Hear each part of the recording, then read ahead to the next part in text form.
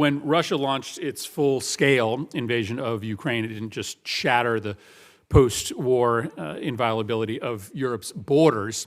It exposed this glaring strategic weakness in European security, an energy architecture deeply and dangerously dependent on Russian oil and gas. For years, Europe's reliance on Moscow's pipelines wasn't just an economic vulnerability, it was a geopolitical lever that Vladimir Putin had designed and could pull at any time to coerce his neighbors and fracture democratic consensus, especially in Europe. That leverage became painfully clear when Moscow threatened to cut off energy flowing through Ukraine to the rest of the continent, and Europe was left scrambling to ensure its citizens had enough power to heat their homes. Ultimately, this is a good news story in that Europe did not bow to Russia's demands. Instead, the EU has worked successfully to end their dependence on Russia and improve its energy security. Europe used to buy almost half its gas from Russia. Now that figure is down to 20%, with a new commitment to buy zero oil or gas from Russia by 2027. In yet another example of Putin's miscalculations, what he intended as leverage to try to split Europe has ended up reducing Russia's influence on Europe.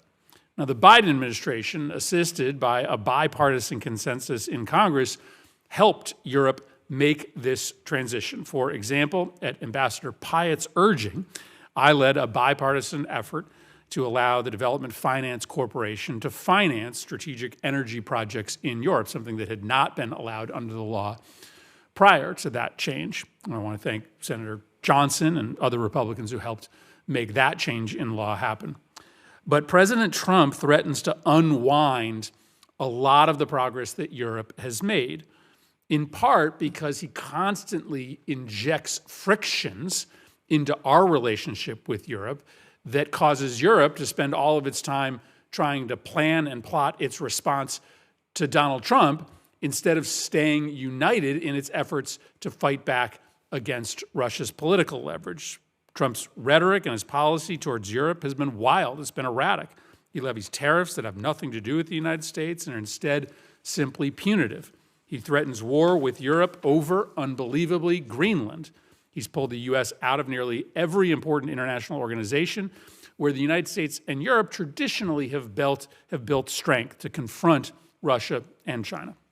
He praises Putin, gives Putin the legitimizing photo ops that Putin so badly desires. And of course, Putin stands and cheers as Trump injects such instability into the U.S.-Europe relationship that Europe spends its time managing that relationship instead of making more down payments on its efforts to become fully energy independent of Russia. But it gets worse. So listen, I am a supporter of getting American LNG to Europe. I believe that's a really important near-term and medium-term bridge. But I ultimately want a world in which Europe and the United States are energy self-sufficient. The sun does shine in Europe. The wind blows. Nuclear power works. But President Trump's war on non-fossil fuel energy is really bad for European energy security. We need to make advancements on solar and wind technology, and technology controlled by the United States and Europe, not technology controlled by China. Small-scale nuclear has got to be on that list as well, so that Europe can permanently get itself off oil and gas. Being dependent on Azerbaijan or Saudi Arabia or Venezuela or Iran isn't much better than being dependent on Russia. And then to top it all off, when the United States does get involved in these short-term alternatives, which I think are incredibly necessary to Russian oil, corruption creeps in.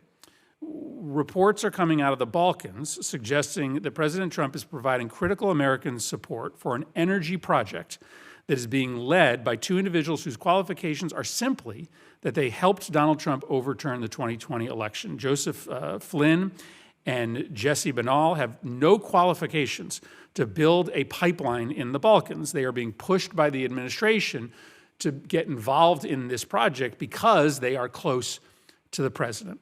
So there are lots of topics for today's hearing. I think it's vitally important. There are lots of places where the chairman and I agree, especially when it comes to the short-term work we have to do to shore up Europe's energy reserves and their flows. A lot has gone right in Europe. They have made this hard pivot off Russian energy, but a lot of examination is still, I think, left to do in the ways that the Trump administration is very often standing in the way rather than helping Europe complete this transition.